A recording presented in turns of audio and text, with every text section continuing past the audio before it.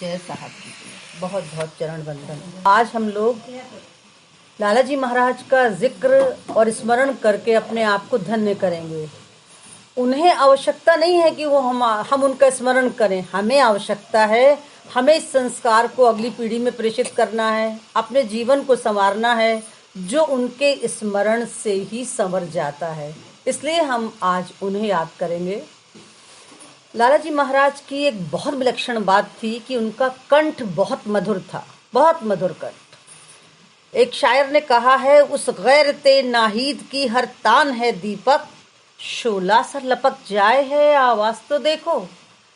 ये थोड़ा सा क्लिष्ट है, इसको मैं सरल करती हूँ आपके लिए। नाहीद एक म्यूजिक का सितारा है। कविता में कुछ चीजें ऐसी होती हैं जो कवि सत्य होती हैं, जैसे अभी हमने सुना कि चकोर चंद्रमा को देखता रहता है। ये कन्वेंशन ऑफ द पोइट है। कवि सत्य है कि चकवा चकवी रात में अलग हो जाते हैं और वो विरह में चिल्लाते हैं। तो कोई वैज्ञानिक सत्य नहीं है इसके पीछे। कवि मानता है कि ऐसा होता है, विरह में वो रोते हैं, हाँ रात में उनकी चीखने की आवाजें आती हैं। तो ऐसे ये भी एक कवि सत्य है कि नाहीद म्यूजिक का सितारा है और उसकी जैसी आवाज कहीं भी नहीं है। लेकिन लाला जी महाराज की आवाज जो है, उस गैरते नाहीद की हर तान है दीपक। दीपक एक राग होती है जो तानसेन महाराज जब गाते थे तो उत्कर्ष पे आते आते दीपक की लौ झिलमिला के जग जाया करती थी, सब दीपक जग जाते थे। तो उनकी आवाज ऐसी है कि बस हृदय में अध्यात्म का रूहानी शोला लपक जाता है। और परम आश्चर्य की बात यह है कि हमारे साहब जी महाराज इन दिव्य त्रिमूर्तियों के पुंजीभूत स्वरूप थे। लाला जी महाराज, चचा जी महाराज और बाबू जी महाराज इनके जाज्वल्यमान स्वरूप थे और उनका कंठ भी उतना ही मधुर था जितना हमारे लाला जी महाराज का था। अमृत कलश के पेज 11 पे लिखा है कि 1968 में सीसाओं का भंडारा हो रहा है और साहब जी गा रहे हैं, मानव सोचो इस जग का विस्तार रहेगा कितने दिन, ये प्यार रहेगा कितने दिन, सत्कार रहेगा कितने दिन। और जब वो गा रहे थे तो साधक असाधक का तो खैर तब प्रवेश ही संभव नहीं था, सब जज्बात से तरबतर होके विरक्ति और वैराग्य की एक अलग दुनिया में प्रवेश कर लेते थे। बहुत बहुत बड़ी बात है उनके कंठ की भी वही मधुरता। और जब लाला जी महाराज गाते तो उनके जीवनी के 347 पेज पे बहुत सुंदर वर्णन है इसका। तोरे नैन लागे गुइया काहू और संग काहे। और जब वो इसका आलाप लेते तो आलाप तो निकला ही अल्लाह आप से है। आलाप का अर्थ ही है अल्लाह आप। तो जहां आलाप लेते सारे श्रोतागण भाव विमुग्ध होकर किसी और लोक में प्रवेश कर जाते। फिर ये लाइन आती जब कि निस्बत से तेरी धन्य हो गया हूँ मैं। और जब इस गीत के बोल आगे बढ़ते जाते तो सच में किसी को कोई सुध नहीं रहती कि घायल न हो बदन जिससे उस शमशीर पर कुर्बान। शमशीर कहते हैं तलवार को, और तीर जो दिल में लगे उस तीर पर कुर्बान, कि मेरे पीर ने ऐसा तीर छोड़ा जो केवल दिल में लगा, ऐसी शमशीर चलाई जिससे दिल पूरा घायल हो गया और बदन पे कोई निशान नहीं आया। घायल शब्द का यहाँ प्रतीकात्मक अर्थ है ईश्वर की तरफ मुड़ गया, बदन वही रहा और दिल सारा का सारा उस दिशा में उन्मुख हो गया। ये गीत गाते समय कुछ अधिक ही प्रवाह होता, तोरे नैन लागे गुइया, क्योंकि ऐसा इसके पहले उन्होंने कहा था कि कोई उच्च जाति का, उच्च खानदान का मुस्लिम किसी गैर खानदानी युवती से प्रेम कर बैठा और उससे विवाह करना चाहता था, तो उस विवाह के संबंध में जैसे ही उन्होंने जाना, उस युवक के आते ही अपने ऐसे नूरानी रूप का प्रदर्शन किया जो केवल वो साधक जानता है और हमारे हुजूर महाराज जानते हैं। कोई जान नहीं सकता कि उसके हृदय से कैसे वो युवती बाहर निकल गई। और यही प्रसंग सुनाते समय उन्होंने ये गाया था, तोरे नैन लागे गुइया कहूँ और संग कैसे। अब आजकल एक गजल सुनने में आई है जो लाला जी महाराज गाया करते थे, वो डॉक्टर अल्लामा इकबाल की है। डॉक्टर अल्लामा इकबाल को हम सब जानते हैं क्योंकि उनका ये वाला शेर बहुत प्रसिद्ध हुआ, सारे जहां से अच्छा हिंदुस्तान हमारा, हम बुलबुलें हैं इसकी, ये गुलसिता हमारा। तो उनका एक अभी हमने भी उसे सुना, हार्ट ऑफ जो वहाँ का है, हाँ, कान्हा वन का, कि बहुत ढूंढा न पाया आसमानों में ज़मीनों में, मिले वो मेरे खानाए जुल्मत दिल के मकीनों में। वहाँ मिले मतलब दिल की अंधेरी कोठरी में मिले, जिस अंधेरी कोठरी का जिक्र अभी अभी देवेंद्र भाई ने किया है कि हमारे 2 इंच 2.5 इंच नीचे जो दुखदुखी की आवाज़ है, वहाँ उसको मिला। ईश्वर का दर्शन हुआ तो वहाँ हुआ जो बिल्कुल अंधेरी कोठरी थी। बहुत से कवियों ने सत्य पर प्रकाश डाला है। मृग की नाभि माई कस्तूरी, बन बन फिरत उदासी। उसे इतनी तीव्र सुगंध आती कस्तूरी की, और वो सोचता है यहाँ से आ रही है, और सारे वन जंगल में भटकता फिरता है, लेकिन कस्तूरी का ओरिजिन उद्भव नहीं जान पाता। मीरा ने भी कहा है सहज विलय विनाशी, प्रभु कबीर ने भी कही, संत कबीर ने कहा मुझको कहाँ ढूंढे बंदे, मैं तो तेरे पास में। तो इस गज़ल का एक आखिरी शेर है, वो बहुत सुंदर है, और चूंकि उस शेर को पढ़ते समय साहब जी की छवि इतनी प्रखर रूप से विद्यमान हो जाती है, इसलिए वो शेर वाकई मनन करने लायक है। जैसे उन्होंने कहा कि पहले श्रवण करो फिर मनन करो, वो वाकई मनन करने लायक है। न पूछ उन खिरका पोशों की, इरादत हो तो ढूंढ उनको, न पूछ उन खिरका पोशों की, इरादत हो तो ढूंढ उनको, यदि बैजां लिए बैठे हैं चुपके आस्तीनों में। ये भी थोड़ी उर्दू कठिन है, इसको हम सरल करते हैं आपके लिए कि अल्लामा इकबाल ने लिखा और लाला जी महाराज ने पूरी पूरी पूरी हार्दिक आंतरिक स्वर से इतना सुंदर गाया कि बहुत लोगों को हो सकता है किसी को अर्थ ना समझ में आया हो, मगर जहाँ खुदा खुद विराजमान है वहाँ अर्थ आए ना आए मन मग्न हो जाता है, क्योंकि मन तो वो भाषा जानता ही है, अंदर रूह आप तो जानती है वो भाषा। तो उन्होंने कहा कि खिरका पोशों का अर्थ है वो जो बाहर से बहुत आडंबर, केसरिया बाना, माला झाला, जटा जूट, छापा तिलक आदि धारण करते हैं, वो बाहर से तो संत दिखाई देते हैं। जैसे कि अभी आपने लेख में सुना कि ऐसे बहुत से अपने आप को गुरु कहकर घर घर मंत्र दे फिरते हैं, और सारा काम ही उनका यही है, बाहरी बाहरी बाहरी। उनकी न सुनो, उनकी मत पूछो, उनकी न सुन के अगर तुम्हारा इरादा पक्का है, इरादत हो तो ढूंढ उनको, यदि बैजान लिए बैठे हैं चुपके आस्तीनों में। जिनके पास यदि बैजा है, अंडे की शक्ल का एक निशान है, और वो चुपचाप उसे छिपाए बैठे हैं। इस यदि बैजा में एक बड़ी करुण कहानी छिपी हुई है। हजरत मूसा अलैहिस्सलाम की एक बार कहानी सुनाते समय आपको ये बताया भी गया था कि उनके मन में एक बार संशय आ गया कि पता नहीं ईश्वर है कि नहीं। वो बोले दिल में बैठ के अपनी रूह से कि मैं ईश्वर का जलवा देखना चाहता हूँ। इल्हाम हुआ, भविष्यवाणी हुई, आकाशवाणी हुई समझ लीजिए उससे। तो उनको कहा कि तुम तूर पर्वत पे आ जाओ। तूर पर्वत बहुत विशाल पर्वत था, अगर वो पर्वत मेरा प्रकाश सह गया तो तुम मेरा दीदार कर सकते हो। वो पहुँच गए।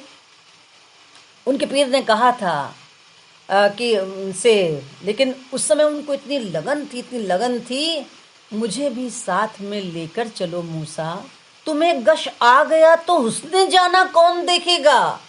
वो चल दिए अकेले, और जब ईश्वर ने अपना दिव्य प्रकाश प्रकट किया तो विशाल तूर पर्वत रेजा रेजा हो गया, राख के चूरे ढेर में बदल गया, और हजरत मूसा चेतनाहीन होके गिर पड़े, बेहोश हो गए, उस प्रकाश को सहन नहीं कर पाए।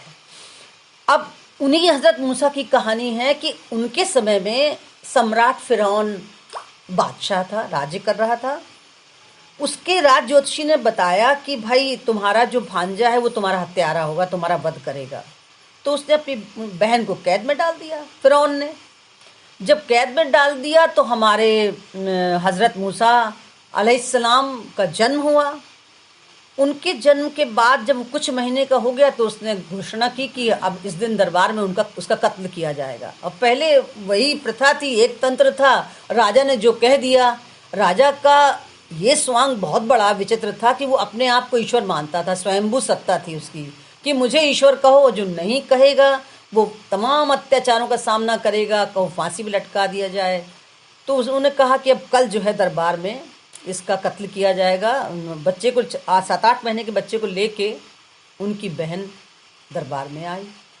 जब से उसने सुना था तब से वो दिन रात रो रो के मालिक कुल से प्रार्थना करती थी, दुआ करती थी, ऐ मालिक, हमने सुना है कि जो माँ की मोहब्बत की झलक है वो तेरे प्यार में, तू अपने बंदों को बहुत प्यार करता है, और जो निस्वार्थ प्रेम की झलक माँ के हृदय में है वही तेरे हृदय में तेरी दुनिया के लिए है। मालिक कुल इस मासूम पर दया कर, इस मासूम पर दया कर, इसकी जीवन रक्षा कर।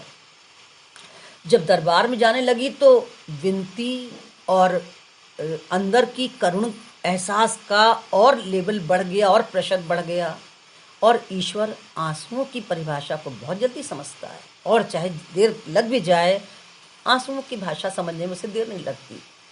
दरबार में पहुंचे तो राज ज्योतिषी ने बताया था कि एक दहकता हुआ अंगार का गोला आप इसके सामने रखिए। बच्चे जनरली सब चीज़ पकड़ के खेलने लग जाते हैं। अगर ये उसको छू देता है, पकड़ता है, तो तुम्हारी जान को खतरा नहीं है। ऐसा ज्योतिषी ने इसलिए किया कि जब उसने जेल खाने में जाके देखा नूरानी बालक सुंदर घुटने के बल चलने की कोशिश कर रहा है, उसे दया आ गई मन में। और उसे दया क्या आ गई, मालिक का करम है कि उसके मन में दया जग गई, उसने जगा दी।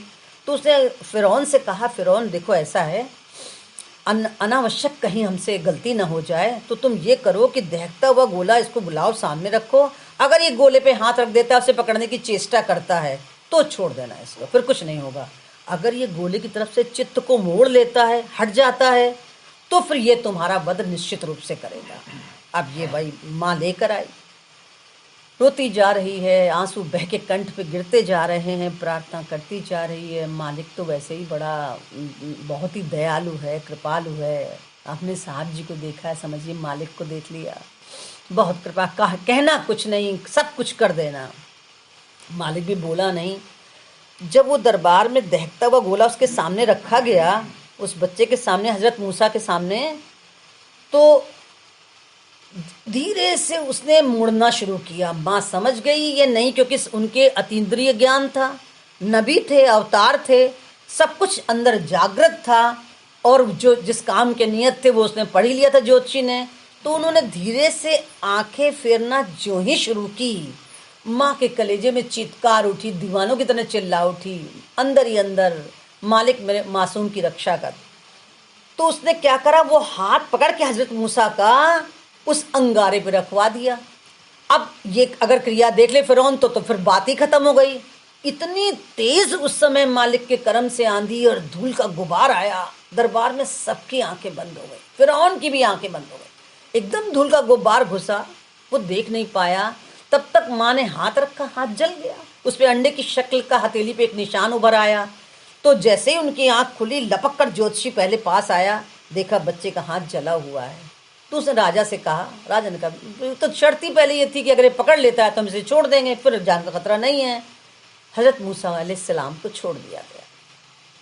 वही हजरत मूसा ये मालिक के चमत्कार से इस कुव्वत से भर गए कि जिस भी रोगग्रस्त, अवसादग्रस्त, समस्याओं से ग्रस्त किसी भी साधक का उनके पास आना होता, और वो मुट्ठी खोल के उसे दिखा देते या उसके सिर पे कहीं हाथ फेर देते, तो वो मुर्दा जी उठता था। जो आसन्न मृत्यु का शिकार हो रहा है कि अभी मृत्यु हो जाएगी, बचेगा नहीं, वो भी जी उठा करता था। ये कुव्वत भरती मालिक ने उस यदे बैजा में। तो कह रहा है शायर कि अगर तुम्हारा इरादा पक्का है तो तुम ऐसे व्यक्ति को, ऐसे संत को ढूंढो जो यदे बैजा लिए बैठा है। और कमाल की बात है, हमारे हजरत मूसा के तो हाथ में निशान था, हमारे मालिक के कुल साहब जी के तो रोम रोम में यदे बैजा लगा हुआ था। वो अगर पलक की चिलमन उठा के किसी को देख लें तो ही उसकी जिंदगी बदल जाया करती थी, कुछ और करना ही नहीं है। पलकों की चिलमन उठी और गिरी, इतनी देर में ही कमाल हो जाता था। उनके हाथ की उंगलियों और हाथ के उठाने से जो रेखाओं का प्रकाश निकलता था, वही समस्याग्रस्त व्यक्ति का कल्याण कर दिया करता था। तो कभी कभी ऐसे गर्व की अनुभूति होती है कि मालिक ने क्या रहम किया है। हमारे रहस भाई साहब धन्य हैं जिन्होंने साहब के चरणों में ले जाके सौंपा, जहाँ यदे बैजा आपाद मस्तक छपा हुआ है, किसी को देख भर लें उतना ही उसके जीवन का कल्याण हो जाए। अच्छा वो भी छोड़िए, उनके आगमन की खबर तक आ जाए, आएंगे तो बाद में, अगर उनके आगमन की खबर भी आ जाए तो ही कमाल होने लगता है। अब मीर ने बहुत सुंदर लिखा है, किसी के आने पे साकी के होश जाते रहे, शराब सीख पे रखी कबाब शीशी में। किसी के आने पे साकी के होश जाते रहे, शराब सीख पे रखी कबाब शीशी में। वो वज़्म में आए इतना तो मीर ने देखा, वो वज़्म में आए इतना तो मीर ने देखा, फिर चरागों में रोशनी न रही। बस इतना बड़ा चराग जल गया, आंखें अंतर मन सब प्रकाशित हो गए। तो हमारे साहब उस कुव्वत के व्यक्ति थे। और यूं ही हम इतने पुराने वर्षों में यूं ही 20 बरस दैरो हरम में भटकते रहे, जबकि उनकी एक ठोकर से लिखा था, मुकद्दर का सवर जाना। साहब जी की जय हो, साहब जी की जय हो। शुक्रिया।